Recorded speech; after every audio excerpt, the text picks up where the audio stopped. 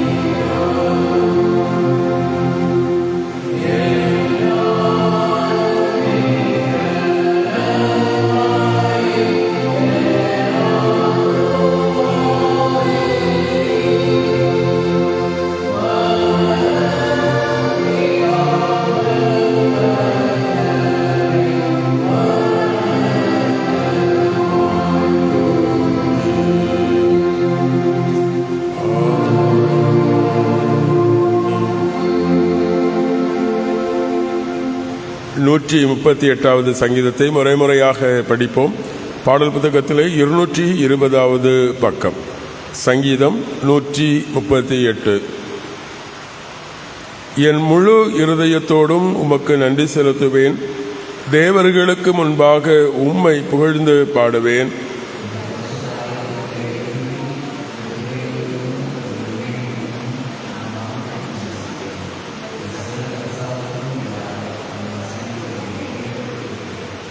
நான் கூப்பிட்ட நாளிலே எனக்கு மறுமொழி அருளினீர். என் ஆத்துமாவுக்கு பலமளித்து என்னை தைரியப்படுத்தினீர்.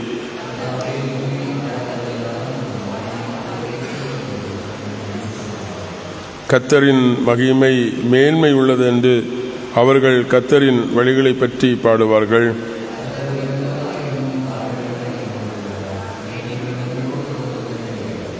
நான் துன்பத்தின் நடுவில் நடந்தாலும் நீர் என்னை உயிர்ப்பிப்பீர். என் சத்துருக்களின் கோபத்தை அடக்கும்படி உமது கரத்தை நீட்டுவீர். உமது வலது கை என்னை இரட்சிக்கும். கர்த்தர் எல்லாவற்றையும் எனக்கு செய்து முடிப்பார். கர்த்தாவே, உமது கிருபை என்றும் உள்ளது. உமது கரம் உண்டாக்கினவற்றை கைவிடாதேயும். பிதாவுக்கும் குமாரனுக்கு பரிசுத்தாவுக்கு மகிமை உண்டாவதாக, ஆதியிலும் இப்போதும் எப்போதுமான சதாக்கலங்களாக இருக்கிறபடியே ஆமேன். வாசிக்கப்படும்படி தெரிந்து கொண்ட வேத பகுதி 1 பேதுரு 5ஆம் அதிகாரம் 6 துவங்கி 12 முடிவுள்ள வசனங்கள். 1 பேதுரு 5ஆம் அதிகாரம் வசனங்கள் 6 துவங்கி 12 முடிய.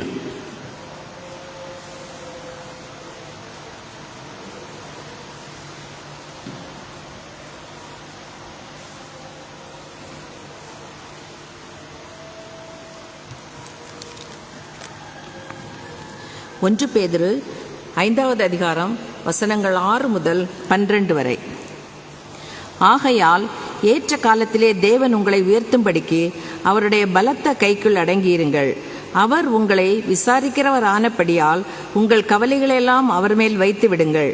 தெளிந்த புத்தியுள்ளவர்களாயிருங்கள், விழித்திருங்கள். ஏனெனில் உங்கள் எதிராளியாகிய பிசாசானவன் கெர்ச்சிக்கிற சிங்கம் போல் எவனை விழுங்கலாமோ என்று வகை தேடி சுற்றித் திரிகிறான். விசுவாசத்தில் உறுதியாயிருந்து அவனுக்கு எதிர்த்து நில்லுங்கள். உலகத்திலுள்ள உங்கள் சகோதரரிடத்திலே அப்படிப்பட்ட பாடுகள் நிறைவேறி வருவதென்று அறிந்திருக்கிறீர்களே. கிறிஸ்து இயேசுக்குள் நம்மை தமது நித்திய மகிமைக்கு அழைத்தவராயிருக்கிற சகல கிருபையும் பொருந்திய தேவன் தாமே கொஞ்ச காலம் பாடனுபவிக்கிற உங்களை சீர்படுத்தி ஸ்திரப்படுத்தி பலப்படுத்தி நிலைநிறுத்துவாராக. அவருக்கே மகிமையும் வல்லமையும் சதா காலங்களிலும் உண்டாயிருப்பதாக. ஆமேன். உங்களுக்கு புத்தி சொல்லும்படிக்கும் நீங்கள் நிலை கொண்டு நிற்கிற கிருபை தேவனுடைய மெய்யான கிருபை தான் என்று சாட்சியிடும்படிக்கும் நான் சுருக்கமாய் உங்களுக்கு எழுதி எனக்கு தோன்றுகிறபடி உண்மையுள்ள சகோதரனாகிய சில்வானுவின் கையிலே கொடுத்து அனுப்பியிருக்கிறேன் என்பதே.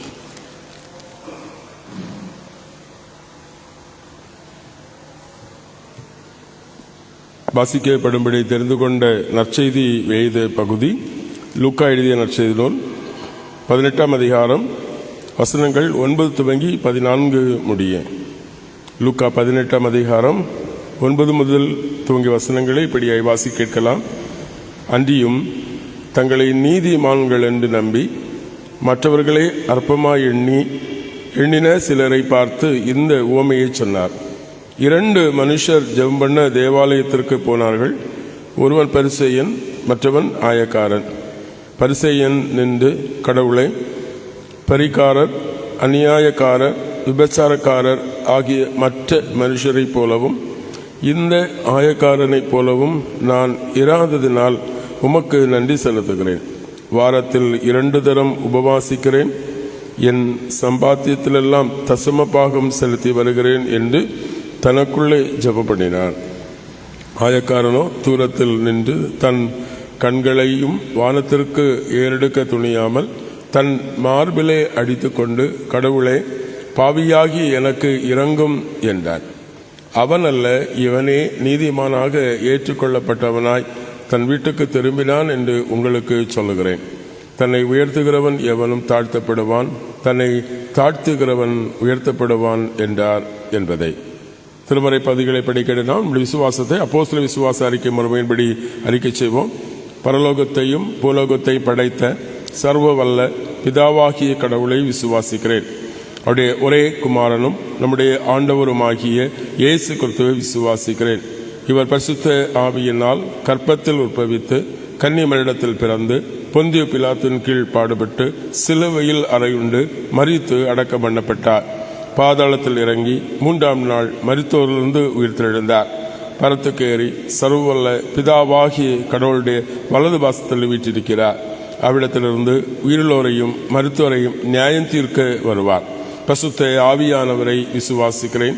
பொதுவான பரிசுத்த கிறிஸ்தவ சபையும் பரிசுத்தவான்களுடைய ஐக்கியமும் பாவ மன்னிப்பும் சரீர உயிர்த்தெழுதலும் நித்திய ஜீவனும் என்று விசுவாசிக்கிறேன். ஆமேன். பிதாவாகிய கடவுளிடமிருந்தும் குமாரனாகிய கிறிஸ்து இயேசுவிடமிருந்தும் உங்கள் அனைவருக்கும் கிருபையும் சமாதானமும் உண்டாவதாக. ஆமேன். இந்த காலை வேளையிலும் சிந்தனைக்காக தெரிந்து கொண்ட வேத பகுதி நாம் ஏற்கனவே வாசிக்கிற நற்செய்தியின் வேத பகுதி தூய லூக்கா எழுதிய நற்செய்தி நூல் 18ஆம் அதிகாரம் 14வது வசனம் இப்படியாக படிக்க கேட்கலாம்.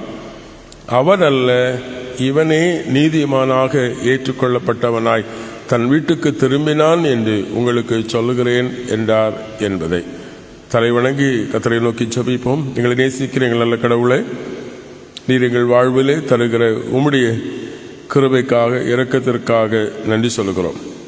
கிறிஸ்துவின் வழியாக எங்கள் வாழ்வுகளிலே நீ நிலைநிறுத்துகிற நீதிக்காக உம்மை போற்றுகிறோம். ஆண்டவரே, உம்முடைய பேரன்பையும் இரக்கத்தையும் நாங்கள் பெற்றுக்கொண்ட மக்களாய் நன்றியோடு சாட்சி பகர தூய ஆவியானவர் கொண்டு எங்களை வழிநடத்தும். கிறிஸ்து வழியாய் மன்றாடுகிறோம் எங்கள் ஜெபங்கள் நல்ல பிதாவே. ஆமேன். கிறிஸ்து இயேசுவுக்குள் பிரியமானவர்களே, திருச்சபை அல்லது சமூகம் குடும்பங்களிலே அநீதமான சூழல்கள் ஏற்படுகிற பொழுது கடவுள் அதை சீர் செய்து நீதியை நிலைநாட்டுகிறார். கடந்த வாரம் முழுவதும் நாம் சமூக அநீதிகளை குறித்து நாம் சிந்தித்துக் கொண்டே இருக்கிறோம். அருமையானவர்களே, ஏழை எளிய மக்கள் புறக்கணிக்கப்படாமல் இருப்பதற்கு, அவர்களும் சமூகத்திலே மற்றவர்களோடு சமமாய் கருதப்பட வேண்டும் என்பதற்காக நம்முடைய நாட்டிலே இடஒதுக்கீடு என்கிற ஒரு முறை இருக்கிறது. எந்த வேலை வாய்ப்பானாலும் சரி, தேர்வானாலும் சரி, எல்லாவற்றிலும் இடஒதுக்கீடு இருக்கிறது. காரணம், வலியவனோடு எளியவன் சமமாய் போட்டியிட முடியாது. ஆகவே எளியவனுக்கு உதவி செய்வதற்காக அவனுக்கென்று சில சலுகைகள் வழங்கப்படுகிறது. அது அவனுடைய வாழ்க்கையில மற்ற வலிமையானவனோடு தன்னை சமமாக நிறுத்திக் கொள்வதற்கு காரணமாக இருக்கிறது. காரணம், அதுதான் சமூக நீதி என்று பார்க்கப்படுகிறது. முன்னொரு காலத்திலே நாம் வாழ்ந்த இந்த குமரி மாவட்டத்திலும் மேல்சட்டை அணிவதற்கு தாழ்ந்த குல மக்களுக்கு அனுமதி மறுக்கப்பட்டது. மேலை நாட்டவர்கள், மிஷினரிகள் கடந்து வந்து கிறிஸ்துவின் அன்பை பகிர்ந்து தந்து கல்வி அறிவை புகட்டி பெண்களுக்கு கல்வி, சமூகத்திலே பாதித்திருந்த அநேக அநீதிகளை களைந்து அவருடைய வாழ்க்கையிலே சமூக நீதியை நிலைநாட்டினார்கள். ஆண்களும் பெண்களும் மேலாடை அணிவதற்கு, குறிப்பாக பெண்களுக்கு குப்பாயம் என்று சொல்லக்கூடிய ஒரு ஆடையை அறிமுகப்படுத்தியவர்கள் நம்முடைய மாவட்டத்தில் உள்ளவர்கள். காரணம், அதன் வழியாக சமூகத்தில் இருக்கிற ஏற்றத்தாழ்வுகளை களைய வேண்டும். அருமையானவர்களே, சமூகத்திலே இருக்கிற ஏற்றத்தாழ்வுகளை களைவதற்கு கடவுள் சில ஏற்பாடுகளை செய்திருக்கிறார். கல்வி அறிவு, அதன் வழியாக நாம் பெற்றுக்கொள்ளுகிற அறிவு, அனுபவம், பயிற்சி, இவைகளெல்லாம் சமூக நீதியிலே நம்மை வழிநடத்துகிறது. கிறிஸ்துவுக்குள் பிரியமானவர்களே, ஆன்மீக வாழ்க்கையிலும் கடவுளை நாம் சரியாக புரிந்து கொள்வது கூட சமூக நீதியை நிலைநாட்டுகிறதாக இருக்கிறது. இன்னைக்கு நான் வாசி கேட்ட அந்த நற்செய்தி பகுதியிலே தங்களை நீதிமான்கள் என்று எண்ணி மற்றவர்களை அற்பமாக எண்ணுகிற நமக்கு கடவுள் எப்படி தம்முடைய நீதியை நிலைநிறுத்துகிறார் என்கிற படிப்பினையை தருகிறார். பலவேளையில் நம்முடைய எண்ணம் அப்படித்தான். நம்முடைய ஆன்மீகம் சார்ந்து, சமூகம் சார்ந்து மற்றவர்களை விட நாம் சிறந்தவர்கள் என்று எண்ணுகிறோம். கல்வியிலே, செல்வத்திலே, அறிவிலே, திறமையிலே, பணியிலே, பொறுப்பிலே, தாளந்துகளிலே, வரங்களிலே, இப்படி அடுக்கிக் கொண்டு மற்றவர்களை ஒப்பிட்டு அவர்களை விட நான் சிறந்தவன் என்று நாம் எண்ணுகிறோம். மற்றவர்களை தாழ்வாக கருதுகிறோம். அங்கே சமூக நீதி குலைக்கப்படுகிறது. உயர்ந்தவர்கள் தாழ்ந்தவர்கள் என்கிற எண்ணம் ஏற்படுகிறது. கடவுள் சொல்லுகிறார், அந்த சமூக நீதியை எப்படி நிலைநிறுத்துகிறார்? உயர்ந்தவனை தாழ்த்துகிறார், தாழ்ந்தவனை உயர்த்துகிறார். அப்பொழுது சமூகத்திலே சமூக நீதி, சமமான ஒரு நிலை உருவாகிறது. அதான் சொல்லுகிறார், தன்னைத்தான் உயர்த்துகிற எவனும் தாழ்த்தப்படுவான், தாழ்த்துகிற எவனும் உயர்த்தப்படும். அதன் வழியாக ஆன்மீக வாழ்க்கையிலும் சரி, சமூக வாழ்க்கையிலும் சரி, மனிதர்களிடத்திலே சமநீதியை நிலைநாட்டுவதற்கு இறை அன்பு, கிறிஸ்துவின் பேரருள், அவருடைய இரக்கம், அவருடைய கிறிஸ்துவை குறித்து அல்லது கடவுளுடைய வசனங்கள் நமக்கு படிப்பினையாக தருகிறார். அருமையானவர்களே, இன்றைக்கு பல வேளைகளிலும் நாம் சமூக நீதியை குறித்து மற்றவர்களுக்கு சம உரிமை வழங்க வேண்டும் என்று சொல்லுகிற நாமே நம்மை சிறந்தவர்கள், மேன்மை உள்ளவர்கள் என்று எண்ணுகிறோம். அந்த எண்ணமே சமூகத்திலே அல்லது பிறரை கீழ்த்தரமாக எண்ணுகின்ற அல்லது சமூக நீதி குலைக்குகின்ற செயலாக இருக்கிறதை நாம் பார்க்கிறோம். இங்கே அந்த ஐஸ்வர்யவான் பரிசேயனாக அடையாளப்படுத்தப்படுகிறார். குறிப்பாக பரிசேயர் என்று சொல்லுகிற பொழுதே நம்மை அல்லது பக்தி மார்க்கம் சார்ந்தது, நாங்கள் வேதத்தை கற்று அறிந்தவர்கள், வேதம் சத்தியம் எங்களுக்கு தெரியும், நாங்கள் அதன்படி சரியாக நடக்கிறவர்கள், ஆகவே எங்களுடைய வாழ்க்கையில வேதத்துக்கு புறம்பான ஒன்று இல்லை என்று தங்களை தாங்களே எண்ணிக்கொள்ளுகிற எண்ணம். அன்னைக்கு உமேர் சொல்கிற, அவன் தனக்குள்ளே எண்ணிக்கொண்டான், தங்களை தாங்களே எண்ணிக்கொள்ளுகிற எண்ணம் நம்முடைய ஆன்மீக வாழ்க்கையிலும் ஏற்படுகிற பலகீனமாக இருக்கிறது. இன்னொருவன் அடையாளப்படுத்துகிறது ஆயக்காரன். அது சமூகத்தினாலே அவனை பாவி என்று அல்லது சமூகத்தாலே புறந்தள்ளப்பட்ட அருவறுக்கப்படுகிற ஒரு சமூகத்தின் பிரதிநிதியாக கடவுள் இங்கே அந்த ஆயக்காரனை முன்னிறுத்துகிறதை பார்க்கிறோம். எப்பொழுதுமே நாம் அப்படிப்பட்டவர்களாக இருக்க விரும்புகிறதில்லை. புறக்கணிக்கப்படுகிற, ஒதுக்கப்படுகிற, துன்புறுத்தப்படுகிற, காயப்படுத்தப்படுகிற, வேதனைப்படுத்தப்படுகிற மக்களாக நாம் இருக்க வேண்டும் என்று விரும்புகிறதில்லை. நாம் அவர்களுக்காக பரிவு காண்பிக்கிறதும் இல்லை. அருமையானவர்களே, ஆண்டவர் இயேசு கிறிஸ்து சொல்லுகிற பொழுது 2 பேருடைய இறை நம்பிக்கையும் இறை நம்பிக்கை சார்ந்த வெளிப்பாடையும் கடவுள் இங்கே மிக சிறப்பாக சொல்லுகிறார். 2 நண்பர்கள், 2 மீனவ நண்பர்கள். ஒரு ஓய்வு நாளிலே ஒரு நண்பன் சொல்லுகிறான், நான் ஆலயத்திற்கு போகிறேன் என்று சொல்லுகிறார்.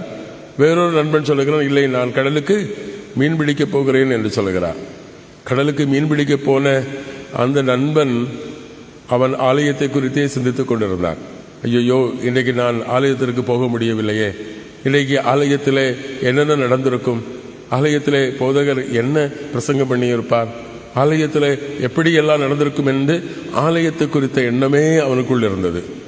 ஆனால் ஆலயத்திற்கு வந்த நண்பன் ஆலயத்துக்குள் இருந்து தனக்குள் நினைத்துக் கொண்டிருக்கிறான், இன்றைக்கு அவன் மீன் பிடிக்க போயிருக்கிறான்.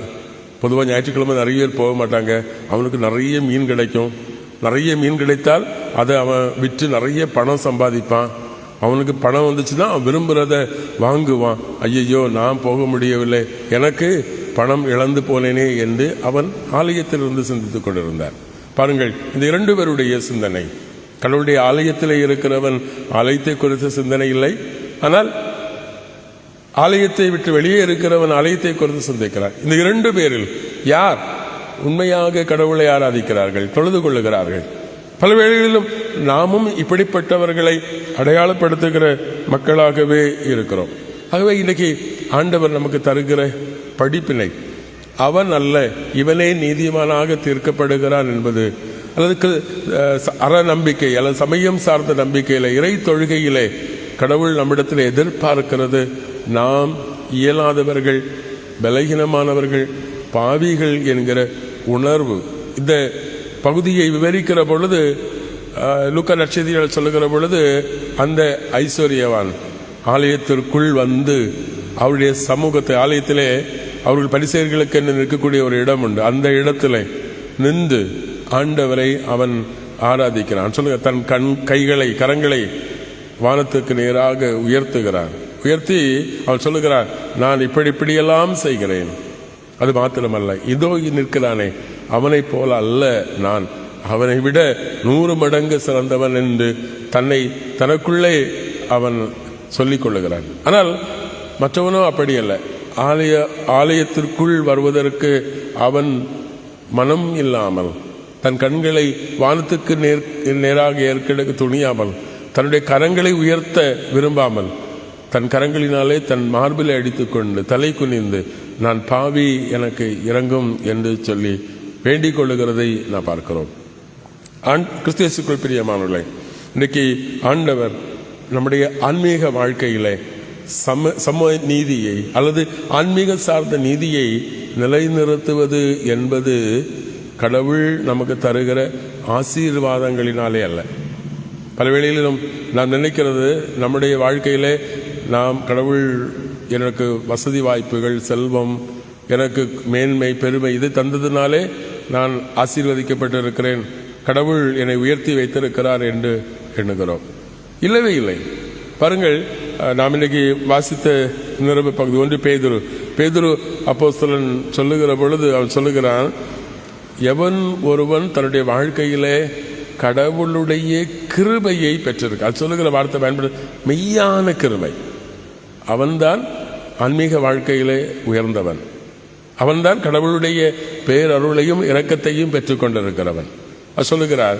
ஆகவே நாம் கடவுளுடைய கிருபையை, இரக்கத்தை பெற்றிருக்கிறோம் என்கிற உணர்வு, எண்ணம், சிந்தனை, செயல், வெளிப்பாடு நம்மை ஆன்மீக வாழ்விலே உயர்ந்த தலங்களிலே கொண்டு செல்கிறது.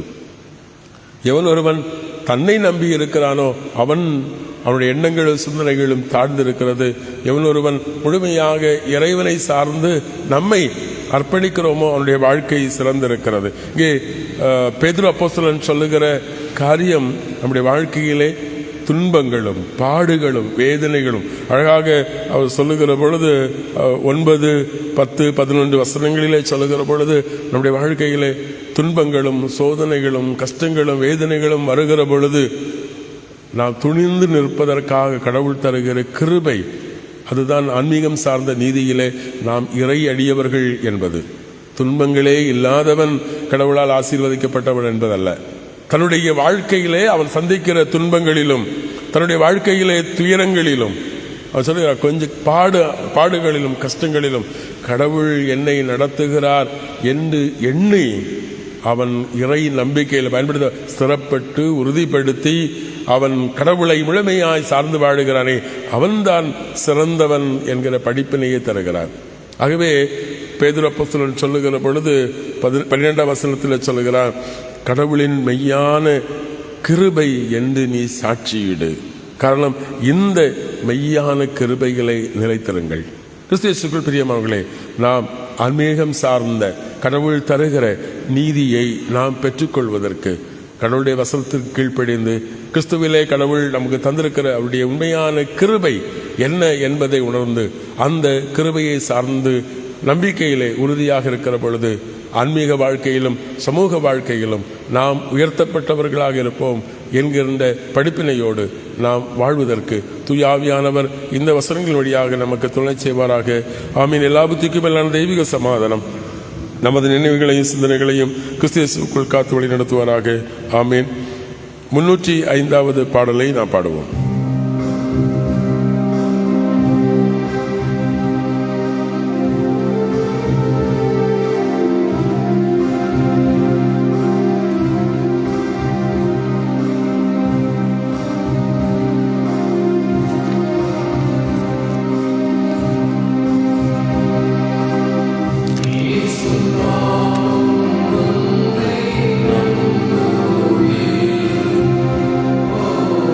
Oh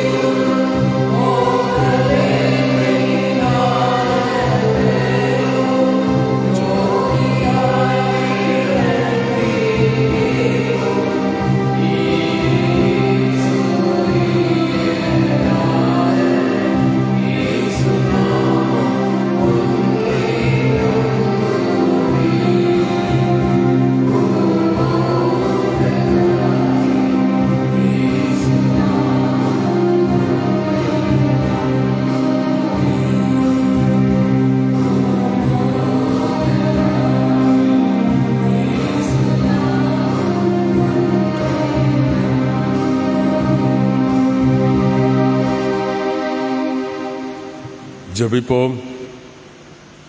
எங்கள் நம்பிக்கைக்கு ஆதாரமாக இருக்கிற பரிசுத்தமுள்ள எங்கள் நல்ல கடவுளை, கிறிஸ்துவின் வழியாக எங்கள் வாழ்விலே நீர் நிறைவேற்றுகிற நீதியான வாழ்வுக்காக உம்மை நன்றியோடு ஸ்தோத்தரிக்கிறோம்.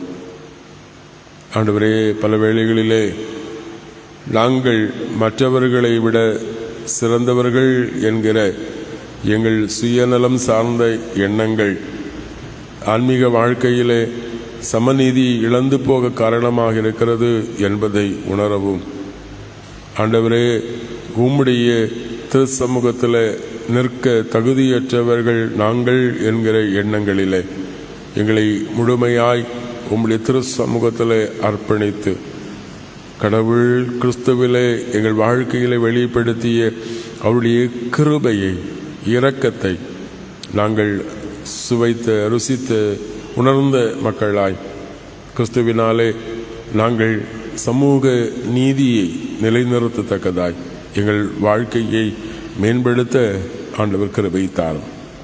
தன்னைத்தான் உயர்த்துகிறவன் தாழ்த்தப்படுவான், தன்னைத்தான் தாழ்த்துகிறவன் உயர்த்தப்படுவான் என்கிற சத்தியம் ஆன்மீக வாழ்க்கையிலும் சமூக வாழ்க்கையிலும் எங்களுக்கு ஆண்டவர் தருகிற நல்ல படிப்பினை என்பதை உணர்ந்து நாங்கள் எங்களை உயர்த்தாதபடியும் பிறரை தாழ்த்தாதபடியும் இறை அன்பிலும் இறை உறவிலும் கிறிஸ்துவில் அருளப்பட்ட தெய்வீக கிருபையிலும் நிலைத்திருந்த ஆண்டவரே, விசுவாசத்தில் உறுதியோடு இருக்க கிருபை தாரும். ஆண்டவரே, ஆசீர்வாதங்களை நம்பி அல்ல, என்னுடைய வாழ்க்கையில் வருகிற இன்னல்கள், துயரங்கள், பாடுகளின் மத்தியிலும் கடவுளுடைய பேரிரக்கமும் கிருபையும் நாங்கள் அனுபவித்த மக்களாய் நம்பிக்கையோடு வாழ அருள் தாரும். இந்த காலை வேளையிலும் நம்முடைய பரிசுத்த சமூகத்தில் கடந்து வந்திருக்கிற யாவரையும் கர்த்தர் கண்ணோக்கி பாரும். எங்கள் திருச்சபையின் குடும்பங்களை ஆசீர்வதியும். கடல் கடந்துள்ள தேசங்களில் இருக்கிற நம்முடைய பிள்ளைகளை கர்த்தர் கண்ணோக்கி பாரும். அதிகாலை தொழுகையிலே தங்களை இணைத்து உம்முடைய திருமுகத்தை நோக்கி பார்க்கிற ஒவ்வொருவரையும், அவருடைய குடும்பங்களையும் உறவுகளையும் ஆண்டவர் ஆசீர்வதியும். என்னென்ன தேவைகளோடு உம்முடைய திருமுகத்தை நோக்கி பார்க்கிறார்களோ ஆண்டவரே, அவர்களுடைய ஜெபங்கள் கேட்கப்பட்டு தேவைகள் சந்திக்கப்பட்டு ஆண்டவருக்கு நன்றி சொல்லுகிற பாக்கியத்தை தாரும். நோய் அனுபவங்களோடு, பலகீனங்களோடு, கவலை கண்ணீரோடு, துக்கங்களோடு காணப்படுகிற நம்முடைய பிள்ளைகளை கர்த்தர் கண்ணோக்கி பாரும். உன்னை குணமாக்கு கர்த்தர் நானே என்று தம்மை வெளிப்படுத்திய ஆண்டவர் எங்கள் வாழ்வுகளில் இருக்கிற எல்லா நோய்களுக்கும், துன்பங்களுக்கும், வியாதிகளுக்கும் எங்களை பலப்படுத்தி சுகப்படுத்தி காத்துக்கொள்ளும். மருத்துவமனைகளில் அனுமதிக்கப்பட்ட சிகிச்சை பெற்று வருகிறவர்கள், தொடர் சிகிச்சையில் இருக்கிறவர்கள், வயோதிக பலகீனத்தின் நிமித்தமாய் காணப்படுகிற வயோதிக பெற்றோர்கள் யாவரையும் ஆண்டவர் நீர் கண்ணோக்கி பாரும். தங்கள் அன்பானவர்கள் இழந்து துக்கத்தில் வேதனை இருக்கிற குடும்பங்களுக்கு ஆதலையும் சமாதானத்தையும் தாரும். ஆண்டவரே, எங்கள் உழைப்பு, தொழில்கள், மேற்கொள்கிற பயணங்கள் அனைத்திலும் ஆண்டவரீர் கூட இரும். எங்கள் பிள்ளைகளுடைய வாழ்வு, கல்வி, எங்கள் பிள்ளைகளுடைய வேலைவாய்ப்பு, குடும்ப வாழ்க்கை, எதிர்கால நன்மைகள் அனைத்தையும் ஆசீர்வதித்து தாரும். இத்திருச்சபையின் திருப்படை ஊழியர்களை கர்த்தர் பொறுப்படுத்திக் கொள்ளும். விசேஷமாய் ஆராதனைகளில் எல்லாம் உடைய பிரசல் தங்கி இருக்கட்டும். திரளான மக்கள் கடந்து வந்து உடைய வார்த்தைகளை கேட்டு சத்தியத்தை உணர்ந்து உடைய கிருபைகளை அடைக்கலம் புக அருள் தாரும். திருச்சபை ஆண்டவரே, போதகரோடும் அவருடைய ஊழியங்களோடும் பயணங்களோடும் குடும்ப வாழ்வோடும் உடைய கிருபை இருக்கட்டும். திருச்சபை பொறுப்பாளர்கள் ஒவ்வொருவரையும் அவருடைய குடும்பங்களையும் அவர்கள் செய்கிற இறைப்பணிகளையும் ஆண்டவர் ஆசீர்வதியும். திருச்சபை ஊழியங்களுக்கு உதவியாக இருக்கிற நம்முடைய பிள்ளைகள் அவர்களும் உடைய ஆலயத்தில் செய்கிற பணிவிடைகளை ஆசீர்வதியும். அவருடைய குடும்பங்களையும் உறவுகளையும் ஆண்டவர் நீர் ஆசீர்வதியும். இன்று தங்கள் பிறந்த தினங்கள் மற்றும் திருமண தினங்களை நினைந்து ஆண்டவருக்கு நன்றி சொல்லுகிற நம்முடைய பிள்ளைகளை கர்த்தர் கண்ணோக்கி பாரும். ஒவ்வொருவருக்கும் தருகிற புதிய வருடம் ஆண்டவருடைய வாழ்க்கையில் வளவும் நன்மையும் சேர்க்க நீர் அருள் தாரும். ஆண்டவர் தாமே எங்கள் தேசத்தருகு நல்ல மழைக்காய் பருவ காலங்களுக்காக உமக்கு நன்றி சொல்லுகிறோம். ஆனாலும் ஆண்டவரே, எந்த ஆபத்துகளோ இயற்கையின் பேரிடர்களோ ஆண்டவரே பொல்லாப்போ நாசமோ நேரிடாதபடி கர்த்தர் எங்களை உம்முடைய சட்டையிலே மறைத்து நீர் பாதுகாத்துக் கொள்ளும். பூமியை வளப்படுத்தும், நன்மையினால் எங்களை நிறைத்து ஆசீர்வதியும். உம்முடைய அருள் பிரசன்னம் இந்த நாள் முழுவதும் எங்கள் வாழ்வில் நிறைவாய் தங்கி இருக்கட்டும். தொடர்ந்து நன்றியோடு உம்முடைய திருச்சமூகத்தில் கடந்து வந்து உமக்கு நன்றி சொல்ல மட்டும் தெய்வ பிரசன்னத்தினால் எங்களை வழிநடத்தும். குறைகள் எல்லாவற்றை பொறுத்துக் கொள்ளும். கிறிஸ்து வழியாய் மன்றாடுகிறோம் எங்கள் ஜெபங்கள் நல்ல பிதாவே, ஆமேன். பரமண்டலங்களில் இருக்கிற பிதாவே, இப்படி நாம் பிரசித்தப்படுவதாக வருவதாக சித்த பிரபலத்திலே செய்யப்படுவது போல வெளியே செய்யப்படுவதாக அன்று எங்கள் ஆகாரத்தை எங்களுக்கு தான். எங்கள் கண்ணாடி நாங்கள் மன்னித்திருக்க போல எங்கள் பாவங்களுக்கு மன்னி. எங்களை சோதனைக்கு நாமத்தையும் எடுத்துக்கொள்ளும். ராஜ்யம், வல்லமை, மகிமை என்னென்றே கும்பிடுகளே, ஆமீன். நம்முடைய ஆண்டவராக இயேசு கிறிஸ்துவின் கிருபை, பிதாவாகிய கடவுளுடைய அன்பு, தூய ஆவியானுடைய அந்யோன்ய வழிநடத்தும் சமாதானம் உங்கள் அனைவரோடும் இன்னும் நிறைவாய் தங்கியிருப்பதாக. ஆமீன். என் ஆத்துமாவே கர்த்தரை ஸ்தோத்திரி, என் முழுமே பரிசுத்த நாமத்தை ஸ்தோத்திரி. என் ஆத்துமாவே கர்த்தரை ஸ்தோத்திரி, கர்த்தர் செய்த சகல உலகம் மறவாதே. ஆமீன். கர்த்தாவின் சமாதானங்களோடு இருப்பதாக. சமாதானத்தோடு சென்று வாருங்கள்.